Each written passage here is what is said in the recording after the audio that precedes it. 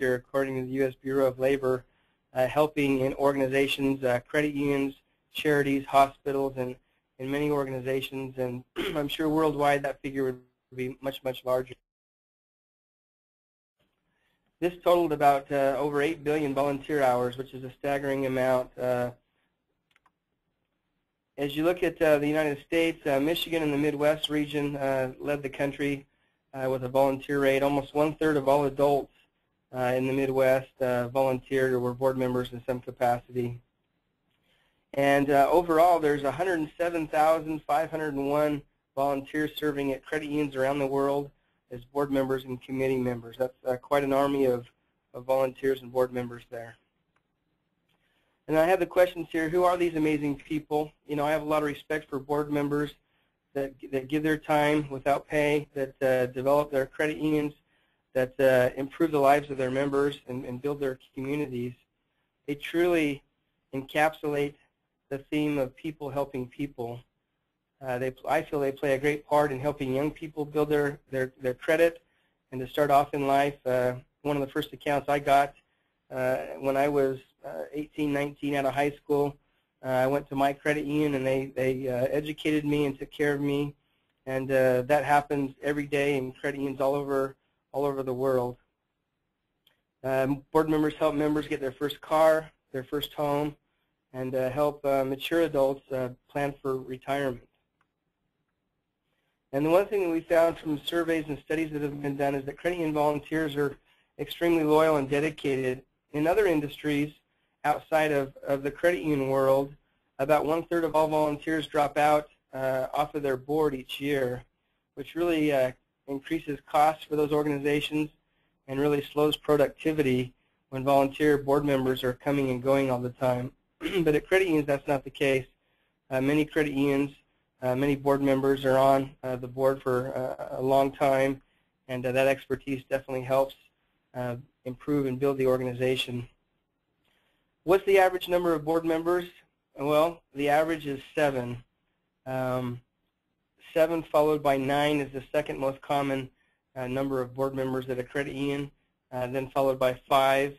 And for federally chartered credit unions, boards can be up from 5 to 15 board members, and typically are comprised of an odd number of board members.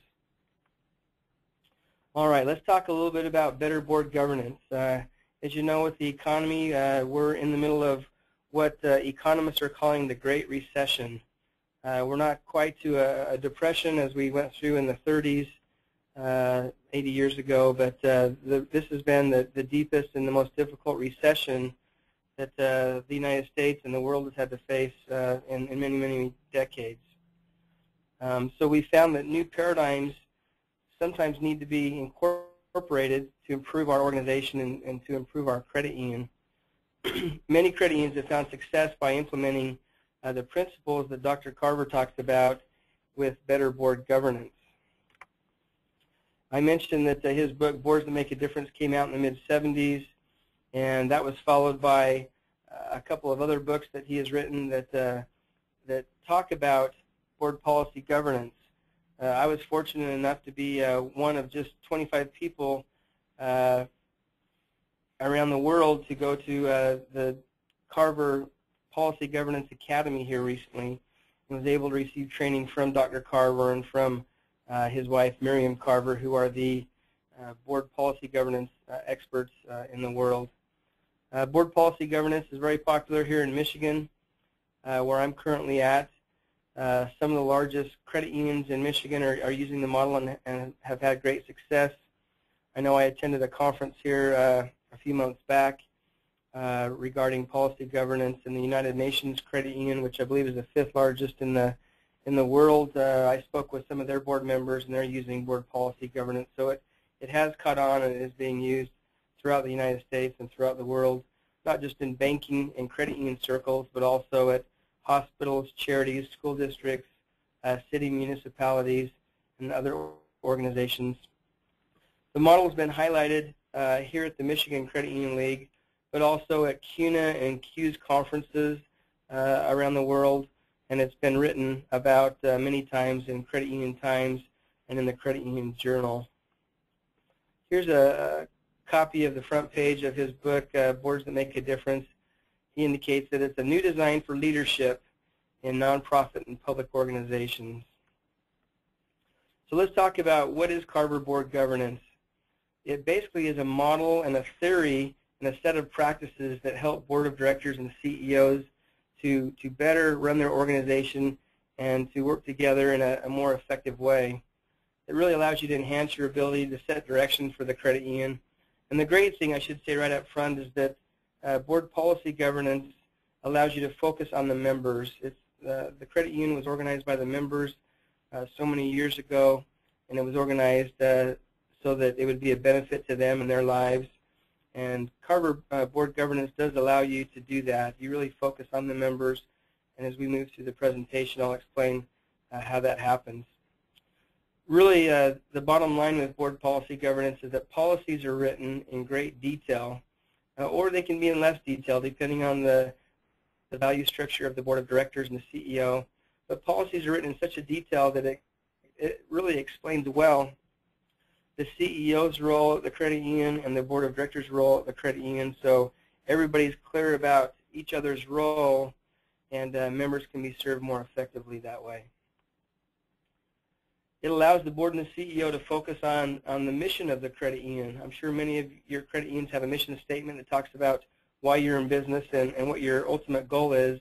And as I've done strategic planning sessions over the last couple of decades, I found that most of those mission statements talk about the members of the credit union, that your goal, your mission is to improve the lives of those folks. And as I mentioned before, your credit union was organized for those members on their behalf and to improve their lives. So the model basically focuses on how you can serve those members and what benefits they will receive as you move forward. In the book, Dr. Carver breaks down these different chapters here, which you'll see with these arrows I have here. He'll talk about leadership, that the board and the CEO can get together and create a vision of where they want the credit union to go and how they can serve those members. That vision, typically, most credit unions will put together a vision or a vision statement of maybe 5 years of where they want the credit union to be and maybe what new services they'll provide and what current services they want to continue to improve on and provide to the membership. Policy is a wonderful leadership tool, and the values of the board members and of the CEO can be written into these policies so that these policies are written in a descriptive way that help everybody know what their role and their responsibility is. We really focus on results for the members, and Dr. Carver talks about that in his book and calls that the power of purpose. What is the purpose of the organization? Ethics and prudence are very important. It's important that we are honest, that our core values are stated in our policies. You know, what's okay in an organization, what's not okay, and based on the type of organization that you're in, if you're in, you know, a hospital, if you're at a school, if you're at a trade association or a city municipality, the ethics are always high, but what's okay and what's not okay typically are written in different ways depending on the type of regulations and compliance rules that you have to follow. Dr. Carver talks about having strong boards and strong executives, which I know in talking to some of my associates here that you there in St. Lucia have, and I commend you for your time and your energies there. Dr. Carver talks about officers and committees. What is the role of, say, the executive committee with board policy governance? We'll talk about. In board policy governance, they do not call the chairman or chairperson or chairlady that title. They use the title the chief governance officer, and that's an item that we'll circle back to as we move forward in the presentation. Policy is developed by levels, and we start with general, broad policies as we write up policies for board policy governance. If you decided to implement this at your credit union, that would be the way you would start this, is you would write broad policies that talk about how you're going to serve your members. And with those policies, you would start from a broad landscape, and then with each policy that went underneath the original broad policy, you would get into more detail, and I'll explain that in more detail as we move forward. Dr. Carver indicates that we can make meetings more meaningful, that it's important to look at the past and to see where we've been as an organization, but that really, if we make meetings more meaningful, we can really create a great future for our members. And then finally, he talks about maintaining board leadership, that we need to stay on track and institutionalize excellence in all we do. All right, Dr. Carver, in his book, indicates that there are some shortfalls in traditional board governance. So let me talk about those just for a few seconds. These are Dr. Carver's views, and I've worked with many credit unions over the years and know that these necessarily do not always happen at quality credit unions like yours. But Dr. Carver says that sometimes when we use the traditional board governance principles that we've all been taught and that have been handed down from decade to decade, that sometimes in board meeting we can spend too much time on trivial matters and not talk about what's really important for the members and how we can improve their lives. He talks about sometimes the fact that we have too many documents in our board packet, that sometimes we take up too much time talking about those trivial items. He also indicates that sometimes board meeting can be a little bit long, and that maybe we could reduce the time in board meeting if possible, and that we could accomplish more. He talks about committees somewhat and says that sometimes a committee can be helpful, but Dr. Carver believes that sometimes a committee can be just a duplication of what the CEO or the vice president or other people are involved in.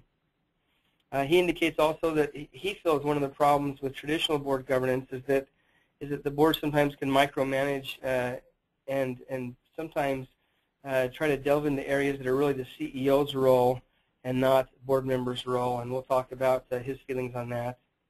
And then sometimes there's just unclear boundaries of authority as to who has what job, what the board's role is, and what the CEO's role is. But with his model, he indicates that these problems go away and can be fixed. He also talks about how it's important that we're proactive, that we look to the future and not simply just reactive, that we don't simply react to problems that have occurred, that if we're looking down the road and anticipating problems before they come up, that proactively we can take steps to fix things so that those problems will not even occur. He indicates that sometimes executive committees can operate as the entire board, and Dr. Carver feels it's important to get the entire board's vote and feelings about the direction of the organization, not simply just the chair and the vice chair and the secretary of the board. He indicates that sometimes there can be confusion or even rubber stamping, and that there's sometimes it's difficult to evaluate the CEO at the end of the year when it's performance time or whenever you do that as an organization. He feels that that is a shortfall of traditional board governance, and that sometimes we look too much at short-term performance and not long-term, where we come and been as an organization and where do we want to go. And then finally, Dr. Carver says that sometimes boards are trapped in an inadequate design of their jobs. That board members mean well, they do a great job, but just the system that we have limits what board members are capable of doing. Board members and CEOs can do such great work, and that this system that they're involved with, the current way that board members are told to govern and that CEOs are told to interact with their boards, that current model, Dr. Carver says, is a little bit flawed, and he believes his model can help in that area. We've talked about roles not being defined, and that the problem is the process, not the great people that work in the credit union movement. And Dr. Carver sometimes says there's just complete overload, that sometimes we're not sure who should plan the board meeting agenda. Should it be the CEO? Should it be the board members? So a few shortfalls there. I thought this would be interesting as kind of a side note. I pulled a survey out that I got from the Filene Institute, and this was done a couple of years back, and the survey basically went out and it looked at successful credit unions, and it interviewed and it surveyed the CEOs and the board members of these credit unions, and it tried to find patterns as to why these credit unions were so successful and why the board members and the CEOs were so satisfied and happy with their jobs. And the next couple of slides will show us what the results were. Basically, at successful credit unions, they found that the successful credit unions focus on strategic planning. They look at the big picture of why were they created as a credit union, where do they plan on going in the future, and how do they plan on getting there. Strategic planning is a great area to focus in. Finally, they also indicated that a knowledge of CEO and board roles was very, very important. That if each member of management and the board know what their role is and their responsibility is, it prevents those situations where people are trying to do each other's responsibility and job. The survey also showed that detailed policies help credit unions to be more successful and more satisfied. That credit unions that really focus on the members have more satisfaction, and also credit unions that are represented in the community and give back and support those good people in the community, those members that are supporting the credit union, that those credit unions support those people and their cities and communities, that they have more success. The survey also found that a clear agenda helps, good communication, a lack of micromanaging into the details that the management team are involved in, that common trust was very important, and that a focus on priorities was another category that helped credit unions to be more successful and to be more satisfied. The reason I show you this is because a lot of this, as I read through the survey, a lot of these areas are areas that board policy governance serves us well in. We can do a better job of serving our members, and by implementing the Carver Board Policy Governance Model, we'll be able to be more successful and more satisfied as these credit unions were by implementing those principles that we just reviewed. Dr. Carver says, reduced to its minimum, the purpose of governance is to ensure, on behalf of members, that a credit union achieves what it should achieve while avoiding those behaviors and situations that should be avoided. He says, and this is Dr. Carver's feeling, most of what the majority of boards do either does not need to be done or is a waste of time when done by the board. Conversely, most of what boards need to do for strategic leadership is not done. Now, I've mentioned already that I don't feel that's necessarily the case with credit unions, that at a credit union, board members and CEOs do a great job of focusing on the key important principles of the organization and improving the lives of members. But Dr. Carver feels that his model will help us to do a better job in our industry. And this broad assessment is not just of the credit union industry, but he's talking about all industries and of the entire economy. Okay, what are some of the benefits of Carver Board governance? We've touched on these briefly already. Boards should be forward-thinking, that by implementing the Carver Board governance model, board members and CEOs can avoid lawsuits. I've seen that CUNA Mutual has reported that the number of lawsuits that have come to light through bond claims in the last couple of years, that trend continues to rise. And by implementing detailed policies, as Dr. Carver admonishes us, we can avoid those types of lawsuits. We've talked about the fact that the member benefits greatly, and that we focus on key issues and institutionalizing excellence. And then finally, one of the benefits is that board meetings become more meaningful because we're spending time creating the future and not necessarily reviewing the past.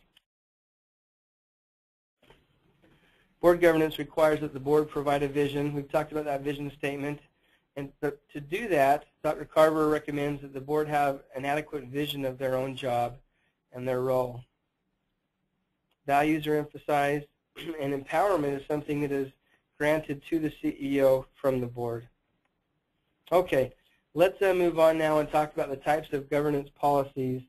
Dr. Carver breaks his policies down into 4 different broad categories, and we'll talk about these 4 here for a few minutes. First and foremost, we'll talk about ends policies. Ends policies deal with how is the organization going to serve its members, at what cost will that benefit come to, and what end results do we want by the service we grant to our members.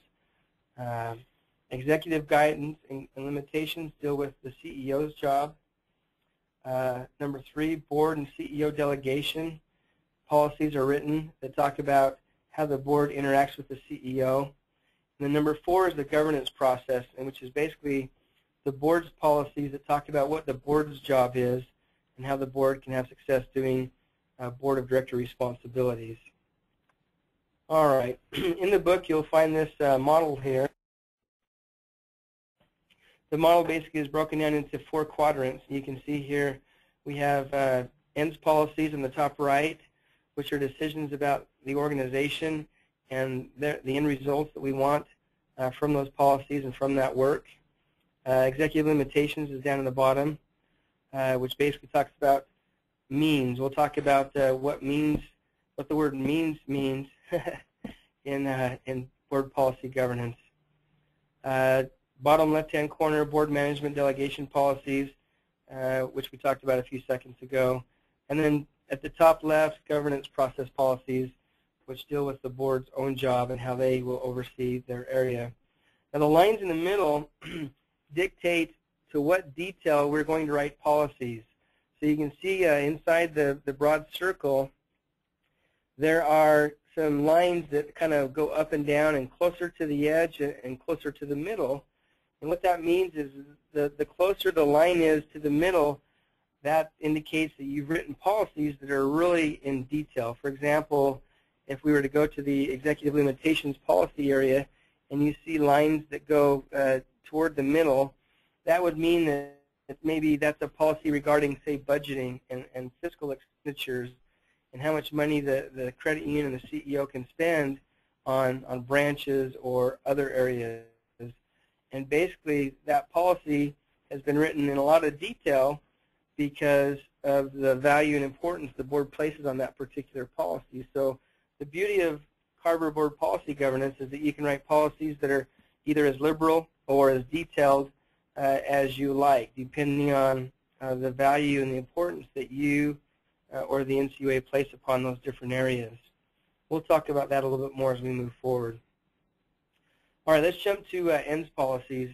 Ends policies are basically the policies that the board writes up that define what needs are going to be met for the members, for whom, of course, that would be in the credit union world would be our members, what needs are going to be met for the members, and at what worth, at what cost, what are we going to spend, what type of an ROA or capital do we need to continue to have, and what benefit is going to be achieved by those board members. This is written with a long-term perspective, and these policies basically are tied to your strategic plan and your mission statement.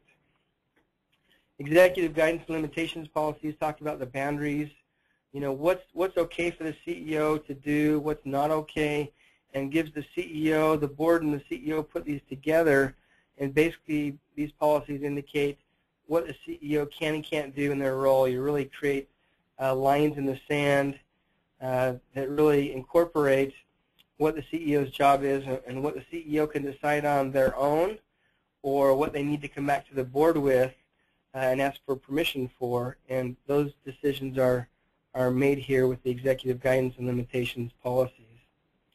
The third area, as I indicated before, and we'll look at some examples here in a few seconds, the board clarifies the manner in which it delegates authority to the CEO, as well as how it evaluates CEO performance. Policies are written that indicate what the board and the CEO's roles are. It's important that we go and we evaluate, that we look at reports that tell us how they're performing, and as we move forward, we can tell if those goals are being met or not.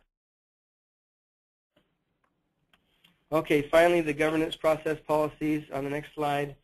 The board clarifies its philosophy, its accountability, and the specifics for its own job as the governing body of the entire credit union. So these are the 4 areas of policies that Dr. Carver outlines that really incorporate every type of policy that you can have at a credit union. Dr. Carver talks about what the board's duty is. The board's duty is to hire and evaluate and retain a good CEO and provide direction to that CEO as to what long-term objectives the board would like to see carried out for the credit union and for the credit union members. The board also is in charge of these governance policies and putting those together. And the board really has a stewardship relationship for those members, those owners of the credit union. And the policies help with, but they really do not replace completely the board of director duties.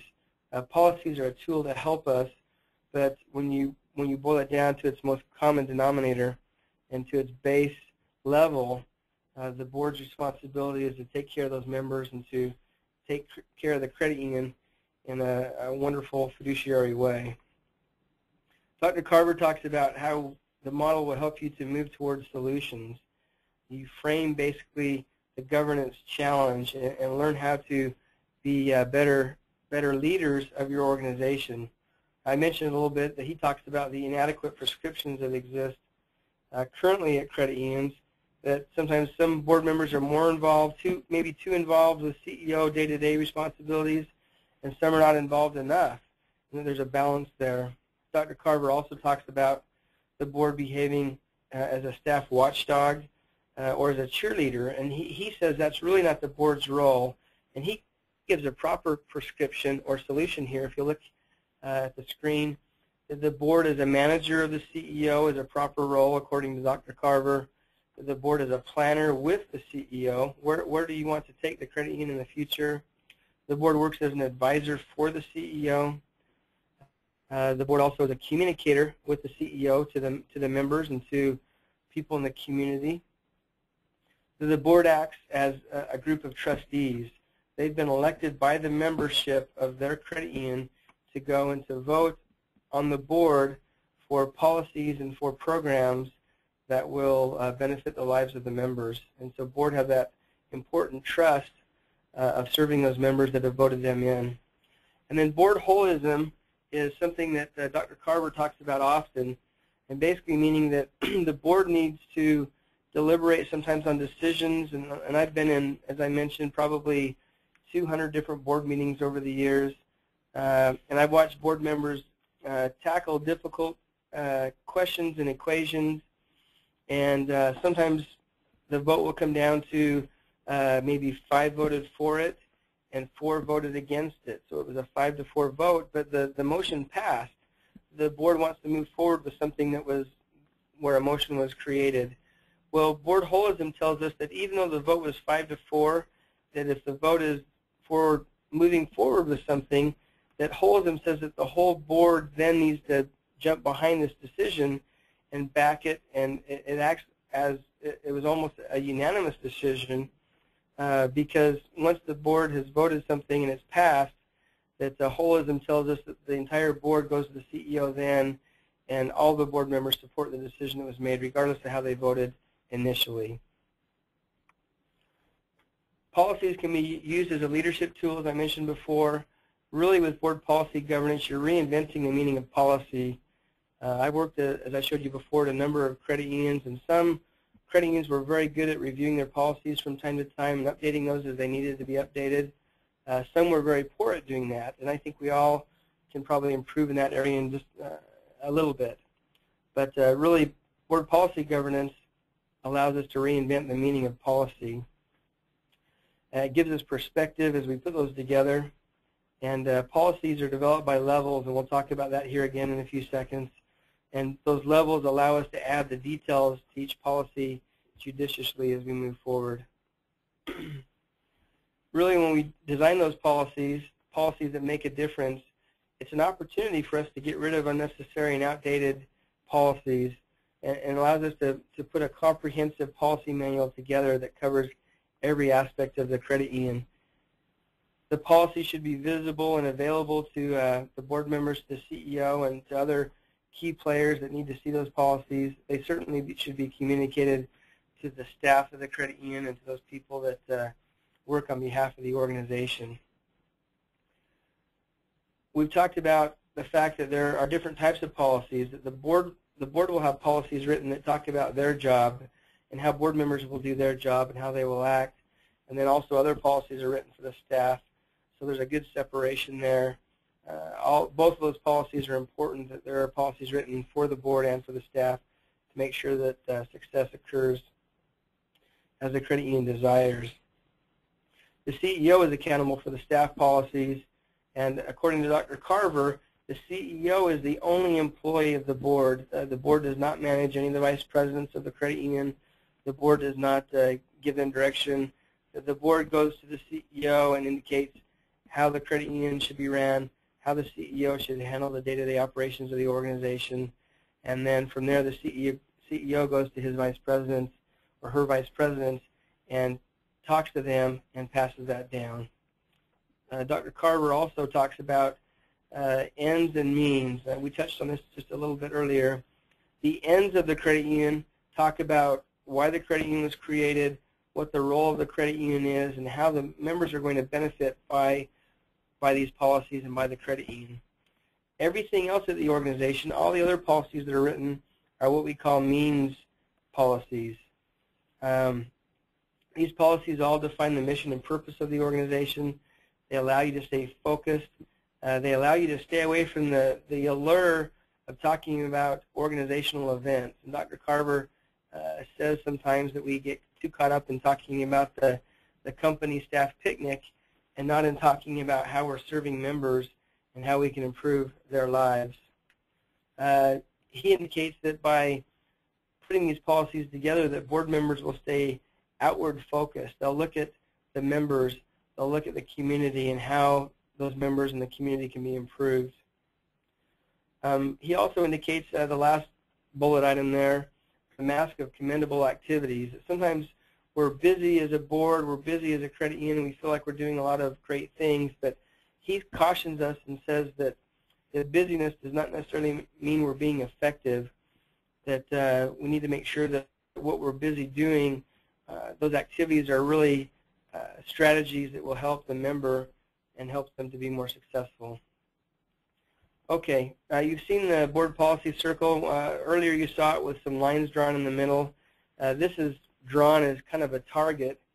And as I mentioned, if you look at the outside circle of this policy circle, the outside policies, if you were to implement board policy governance, you would start to write policies down in these 4 areas, and you would probably want to bring in a consultant or somebody that has expertise in this area to help you write these. But the outside circle really represents, if you were to break these down into 4 quadrants, you could almost imagine that one of these 4 quadrant outside circles could be almost a bowl, or he'll even talk about it being a nest. And you write these initial policies as very broad policies in these areas, but as you move forward from the outer line to the next inside line and more inside as you work toward the middle, but as you get closer to the middle, the policies become much more detailed. And with this, you have kind of a nested group of bowls that control and work together. And so each credit union board will look at their policies in different areas and will decide, okay, we need to go into a lot of detail with this policy because this is an area we feel very important about. This is a serious area. Or in other areas, the board may have, they may empower the CEO more and give them good general descriptions of what they want, but they'll let some of those decisions be made by the CEO and not by the board or board policies. The decision levels can be broken down here. You'll see that with traditional board governance, as you look at this matrix here, if you look at budgeting there on the top, you see that there's some dotted dashed lines that go from the high level of this graph, board level of direct concern, down through the 4 different areas, down to further levels.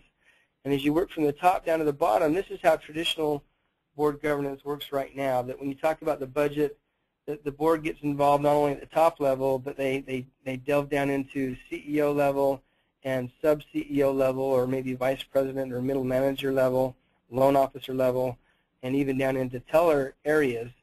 That's how we traditionally work. But with board policy governance, the board's level of concern are these higher ends policies that you see by the dotted lines. And these go right to left, left to right.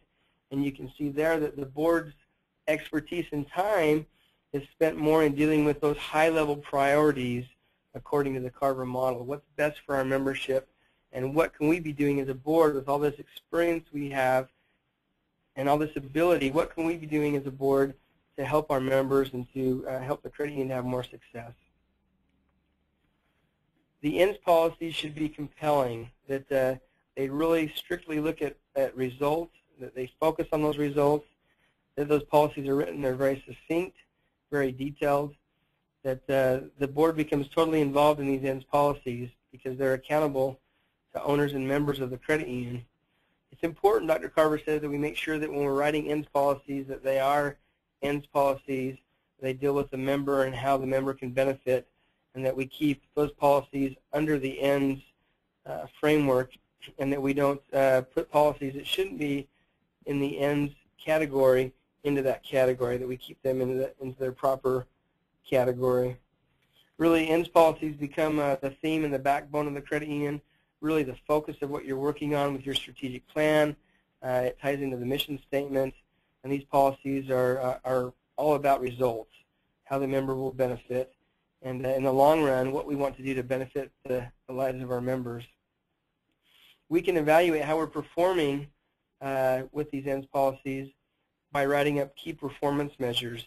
You know, if our goal is to improve the financial health of our membership, you know, how do we do that? As a board, you need to sit down and say, you know, probably the way we can determine if we're improving the financial well-being of our members is maybe we can go to our credit bureau, say if that's, for example, Experian, go to them. They can provide a report to us of all the credit scores of our members, and we can do that now and determine what the average credit score is of our membership now, and then do that again in a year or two, and look and see if the average credit score of our member has gone up, if we've made an impact that way.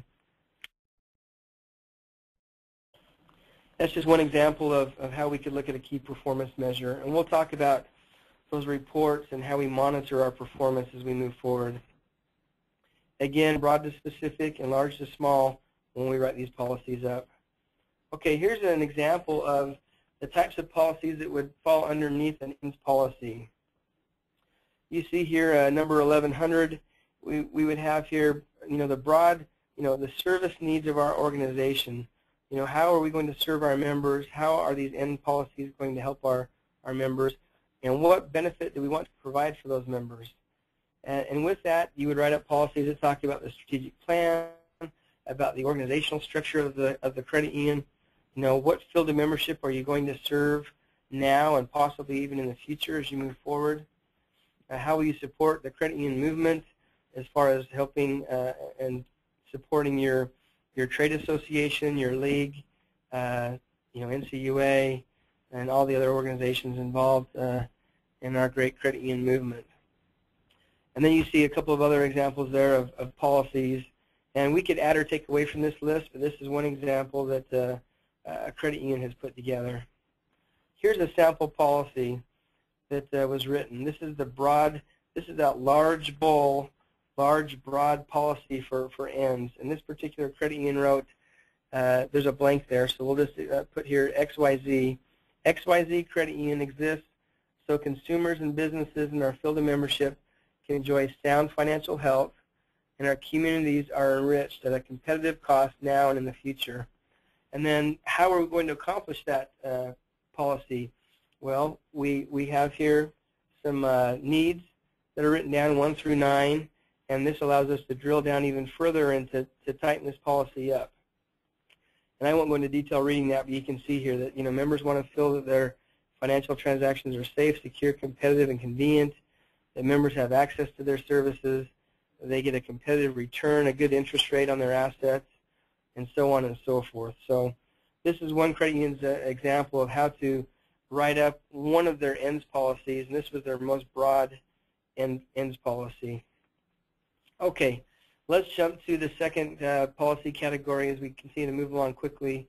Executive guidance and limitations policies help us to manage between rubber stamping everything. Some board of directors may lean toward maybe saying yes to everything and rubber stamping everything, while other board of directors, according to Dr. Carver, maybe say no too often and maybe try to meddle into the details of the CEO's job. So the board must avoid the enticement of operations and trying to do the CEO's job. Let the CEO do their job and define what that job is, and define the board's role and job, and work effectively in that area.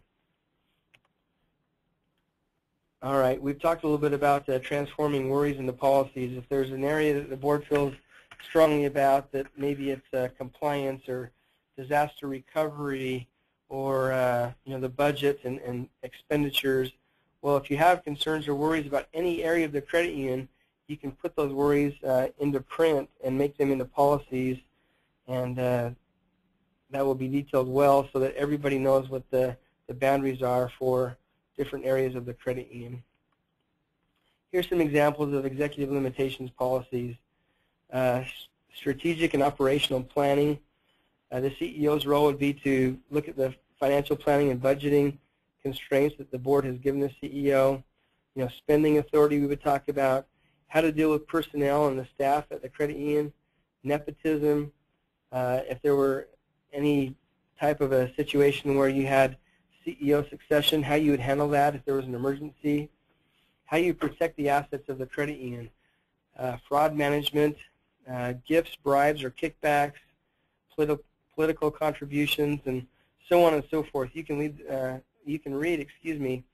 the list there and see here's a good example of policies that can be written that tell the CEO, here's how you do your job and here's what your role is, and here are the boundaries of how you operate with these policy areas. It can be very comprehensive, and it's a very secure feeling when these policies are written up and there are boundaries set that may not be set with traditional policies. Here's a sample of spending authority. General policy statement. The board recognizes that the CEO has broad authority and discretion in managing the financial activities of the credit union, but as you'll see throughout the policy here, the board says, here's the boundaries we're going to give to the CEO. And in number 1 there, it indicates that the board will be informed of unbudgeted capital expenditures in excess of $50,000. Now, $50,000 may seem large to your credit union, or it could seem small depending on your size of credit union.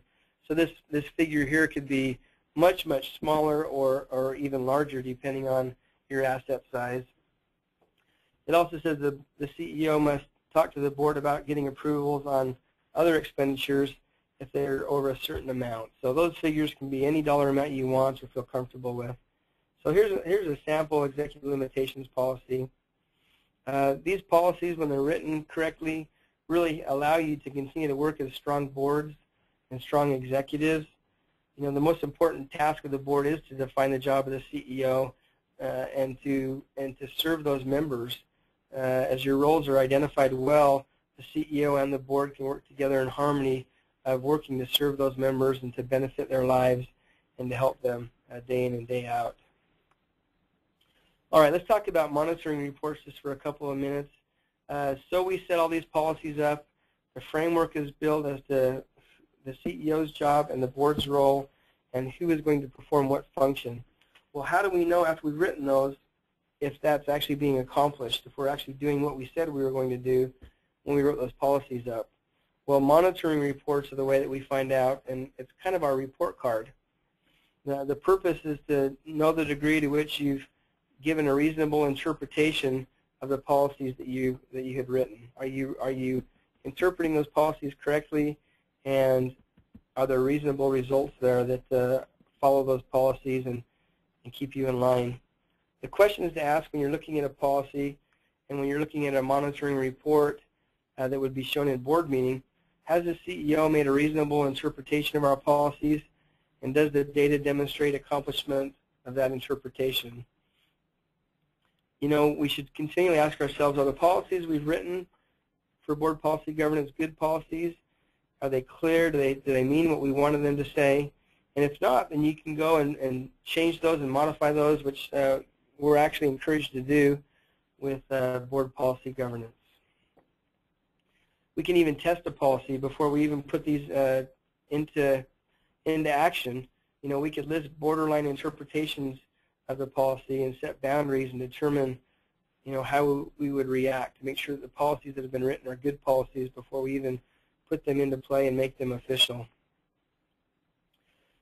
All limitations need to be monitored, or they're probably not limitations. So for example, you saw the policy a few seconds ago, the sample policy that stated that under spending authority, the CEO could not spend over $50,000 if it was not a budgeted item. Well, that's probably an item that's important. There needs to be a report that shows whether or not that is occurring or not. If there's any expenditure over $50,000, it needs to come up in a board report or a board packet that indicates that's the case. You know, one of the guidelines for good monitoring reports is that the board decides who will do the monitoring. You've written these policies. Now we need to monitor the policies and make sure they're being followed and obeyed. Who will do the monitoring? In some cases, it'll be the board. In some cases, the CEO can produce a report on that policy and bring it to you and show the board that they're accomplishing that. Or in some cases, you'll get an external third party, which may be an auditor or an examiner or a consultant or someone else that you hire and bring in. The board, when they put together this framework and start implementing board policy governance, will decide the frequency of monitoring reports. And so we'll look here in a few seconds at an example of a schedule. But basically, those monitoring reports, you know, we defined how often they come to the board and the definition of what type of information needs to be in that monitoring report. When do we monitor performance? At least as frequently as the schedule that you set as you implement this plan. And really, you can monitor anything at any time. Anytime the board feels that it's necessary to ask a question about any part of the credit union, they can do that with board policy governance. We talked about the types of data. An internal report would be granted by the CEO, would be given to the board, and the CEO would put together the report showing the policy, what the policy says, and then would come back with results showing that the CEO followed that policy. Here's how they followed the policy. Here's some data that shows the support of that policy, and a signature by the CEO. So that internal report can be granted to the board, you know, monthly, quarterly, annually, depending on the type of policy and the importance of that policy. An external report can also be written, as I mentioned, and at times with direct inspection, the board can collect the data. That method is not used real often now. I've worked for credit unions where years ago the board of directors would come in. When the credit union was small, the board of directors would come in and would count a cash drawer. They would do a surprise audit and come in and count the cash drawer, and that's a direct inspection method. The board is actually there to collect data on a particular policy, and in that policy example, it would be to make sure that the drawer is balanced every night and that there are not, you know, not losses, not fraud occurring. And that happens rarely now, but that is an example of a direct inspection method that can be utilized if necessary. When do we discuss monitoring reports? Really, we discuss them if they contain data that shows that a policy hasn't been followed. If a policy has been violated, then we definitely talk about that policy in board meeting. But if a policy has been followed and a reasonable interpretation of the policy has been made by the CEO, then it is actually possible in board meeting to just see in the board packet that the policy was followed, but not to go into great detail discussing it and reviewing that policy. Also, we discuss a policy in depth if we're nervous that the data maybe doesn't contain all the information we want. So with that, if the CEO brings a report to board meeting showing that I followed this policy as it's been written, but the board doesn't feel that all the data is there that needs to be there, they can ask the CEO to go back and get that data. Okay, what do we record in the minutes? Board meeting would be somewhat similar to what we do now, but there would be some changes in a board meeting under the policy governance model. In the minutes, we basically would say that the board assessed a monitoring report and found that it was compliant. Or if the policy was not compliant, the board minutes would say, well, the policy report showed that the policy was not complied with, and basically here's what the board expects to be done to bring the credit union into compliance there. And the credit union at that time the board can tell the CEO that we want you to come back next month with a report that shows compliance in this area. Or in some cases, the board can change the policy if it wrote an incorrect policy in the beginning. There's several different ways we can review that, and we'll talk about that here in a few seconds. Here's the sample monitoring schedule that I promised to show you. This is just a few policies. For example, this board in particular looked at financial condition and said, we want this to be an internal report so the CEO can bring his data on this, but we want this to come quarterly. Quarterly in board meeting, we're going to look at the financial condition of the credit union talked about key ratios, and make sure we're in compliance with the goals that the board and the CEO have set there. Asset protection also internally, but you know what? Our assets generally are protected, and once the safeguards are put in place, they usually stay in place. So this board said, well, let's look at that semi-annually. Treatment of staff annually, it's an internal report. Support of the board, this is a direct inspection method, and it'll be looked at semi-annually. And then financial planning, we'll look at that also annually when we do our strategic planning process. So this is just a sample monitoring schedule, and obviously a real monitoring schedule would include every policy, and this is just an example of what you would put together as you do that. What if the CEO comes to the board meeting, shows a monitoring report about a policy, and the policy basically states that the CEO says, I'm not compliant with this report. Well, here's what the board can do typically. They can do nothing, which isn't advised. They can increase monitoring frequency, and maybe if they had written in the schedule before that we were going to look at this policy quarterly, maybe because this has popped up a few times, they can monitor and look at that policy monthly. Typically what occurs is the board agrees with the CEO that they look at a realistic time frame to correct the problem. Say the goal is to have capital above 7% in the credit union because of asset growth or lack of net income, or for whatever reason drops below that capital ratio level for a time. They would agree with the CEO that, hey, let's go ahead and get capital back up over the next 2 or 3 months and get over that threshold again, and that's what would take place. Sometimes the board will change their policy expectations, but that depends on the type of policy and the situation. Or if the policy has been uncompliant over and over and over, and in some cases the board can take disciplinary action to make sure that the policy is followed correctly. Here's an example of a monitoring report quickly. This is an executive limitation policy which basically states, this particular policy states, the CEO shall not borrow money for a term longer than 6 months. Followed by that would be a line that's signed by the CEO saying that I certify that the following is true. They've signed it. The CEO's interpretation of the policy is that they have not borrowed money for a term longer than 6 months. And you can look at the data down below and see that as you look at the different loans that this particular credit union has, that none of the terms are over 6 months. And so the CEO is in compliance, the credit union has followed these policies, and the board can see by looking at the monitoring report that the policy that they stated in the beginning is being followed.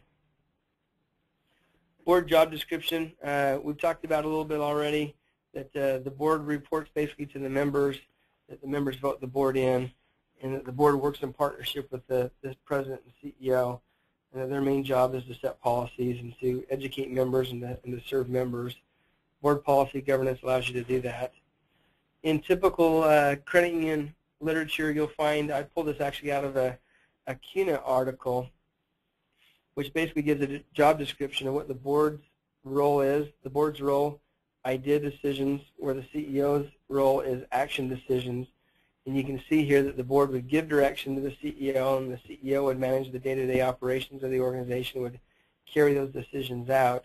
And you can see the difference in role here about how the board performs a long-term strategic plan and looks at the big picture of how to serve the members, and the CEO carries out those plans that have been given to them by the board. Another survey was done. What are the key elements in good board-CEO relationships? And as I looked at the results of this survey, I felt they meshed very well with Dr. Carver's model, that if you follow Dr. Carver's board policy governance model, that you'll have those good CEO and board relationships. The key elements are trust, lack of micromanaging, clarity of each other's role, and communication. Dr. Carver would say that we keep the roles separate, that the board's role and the board's job is different than the CEO's job, and that as we define those expectations and as we write policies up in the board management delegation area, that it's very easy to write those up and to see what each other's role is. As we look at these policies here for the board-CEO relationship, you'll see that there are expectations written, as we just touched on. There are unity of control policies written, accountability, delegation, how the CEO is evaluated each year, or more often as needed, and how the board monitors the CEO performance. All these policies are written under this quadrant of the policy circle that we looked at earlier. Here's a sample board CEO policy. Only decisions of the board acting as a body are binding on the CEO. No individual board member, including the chair, should attempt to supervise the CEO. And basically, as we talked about board policy governance, that the chief governance officer, the chair of the board, works in harmony with other board members to write policies that are supported by the entire board and then given to the CEO. And once the board has spoken as a whole group and unit and given that direction to the CEO, then the CEO acts and moves forward according to the dictates of the entire board. Board accountability is important. The board's responsibility for board performance. You as a board can provide a self-evaluation to board policy governance. It's important that you write a job description, and those can be written into the policies, and that really creates an assurance of what the organization is going to achieve and how members will be served.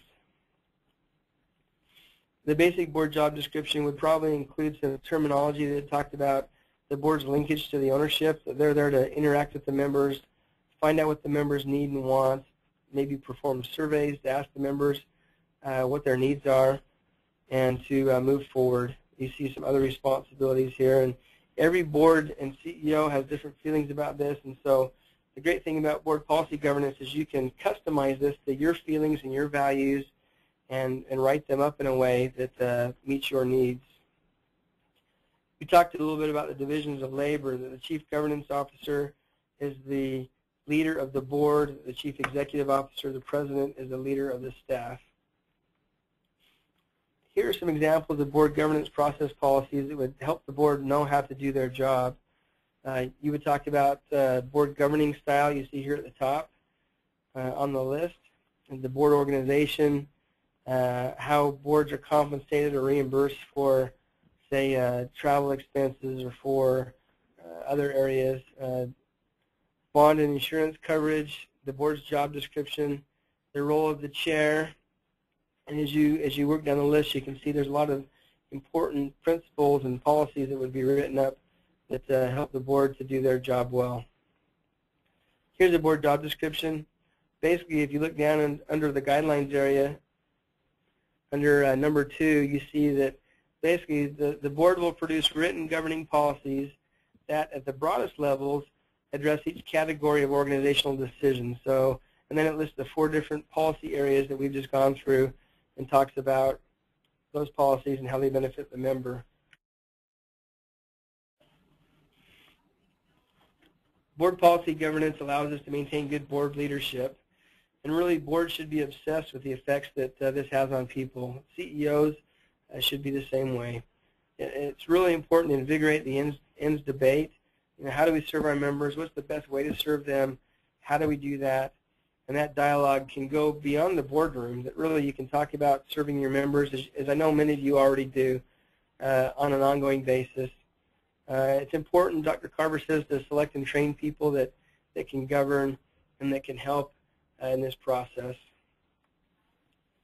Does your credit union need this? Dr. Carver says this is really a cutting-edge way to govern and to lead. And Dr. Carver says that this model is for the best of today's boards. It's not just for credit unions that are struggling currently, it's for all credit unions. And it's really relevant in today's economy because it makes good credit unions great and great credit unions even better by focusing on the member. In closing here, Chip Filson, who's the CEO of Callahan Associates, there was a quote by Mr. Filson on Carver board policy governance, and he said, as credit unions move away from their historical field of memberships to broader community charters, boards can be key contributors connecting with new SEGs and members.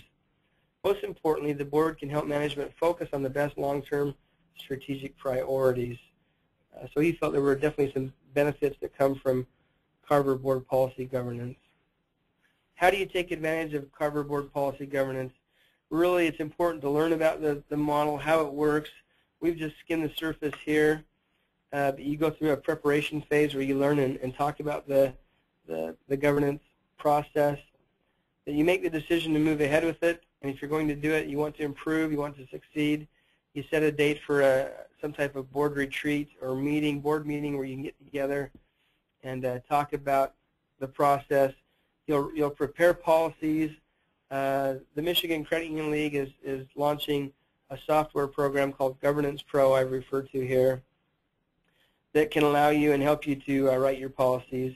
You put your policies together in a Carver-esque type format, and then you start using those board policies that you've written in what we call a blitz meeting. In a blitz meeting, you'll prepare those policies, and basically someone on the board will make a motion saying, I vote that we do away with the old policies and start using the brand new policies that we've written from this day forward.